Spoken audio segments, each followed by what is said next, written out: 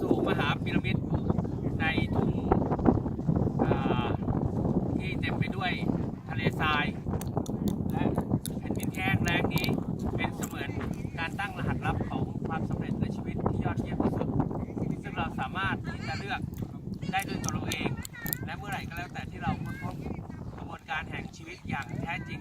เราสามารถที่จะเลือกลิขิตชีวิตของเราด้วยตัวเองและผมพร้อมนะครับที่จะถ่ายทอดความลับของจักรวาล